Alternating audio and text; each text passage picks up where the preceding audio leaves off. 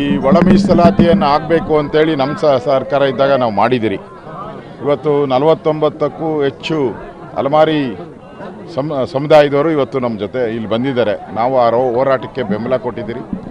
ಹಿಂದೂ ಧರ್ಮದ ಒಂದು ಅಂಗವಾಗಿರುವಂಥ ಈ ಸಮಾಜ ಇದು.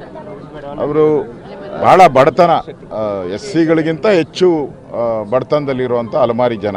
ಕೆಲವ್ರಿಗೂ ಅಡ್ರೆಸ್ಸು ಇಲ್ಲ, ಕೆಲವ್ರಿಗೂ ಮನೆಯೂ ಇಲ್ಲ, ಊರೂರು ಅಲಿಯೋಂಥ ಸಮುದಾಯಗಳು ಕೂಡ ಇಲ್ಲ ಇದೆ. ಅವ್ರಿಗೊಂದು ನೆಲೆ ಸಿಗಬೇಕು, ಅವ್ರಿಗೊಂದು ಬದುಕಾಗಬೇಕು. ಆ ದೃಷ್ಟಿಯಿಂದ ಈ ಸಮುದಾಯಕ್ಕೆ ನಮ್ಮ BJP ನಾವೆಲ್ಲರೂ ಕೂಡ ಬೆಂಬಲವನ್ನು ಕೊಟ್ಟಿದ್ದೀರಿ. ಈಗಾಗಲೇ ನಮ್ಮ ಸರ್ಕಾರ ಇದ್ದಾಗ ಇದಕ್ಕೆ ನಿಗಮನೂ ಕೂಡ ಮಾಡಿ ಹಣನೂ ಕೊಟ್ಟಿದ್ದೀರಿ.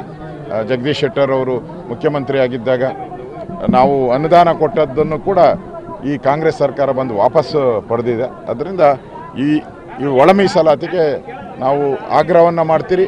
ಇವ್ರಿಗೂ ಸಹ ಹೆಚ್ಚು ಪ್ರಾಧಾನ್ಯತೆ ಸಿಗಬೇಕು ಅನ್ನೋದು ನಮ್ಮ ಬಯಕೆ. ಒಂದೇ ಜಾತಿಗೆ ಸೀಮಿತ ಆಗಿದೆ ಅಂತ ಖರ್ಗೆ ಅವರು ಆ ಥರ ಮಾಡಿದ್ದಾರೆ. ಈ ನಾವು ಮಾಡಿದಂಥ ನಿಗಮದಲ್ಲಿ ಖರ್ಗೆ ಅವರು ಅವ್ರಿಗೆ ಬೇಕಾದಂಥ ಅವ್ರ ಏರಿಯಾದಲ್ಲಿ ಇರೋವಂಥ ಸಮುದಾಯಕ್ಕೆ ಎಲ್ಲವನ್ನ ಟ್ರಾನ್ಸ್ಫರ್ ಮಾಡಿದ್ದಾರೆ. ಇವರೆಲ್ಲ ಇರೋದು ಒಂದು 5-6 ಲಕ್ಷ ಜನ.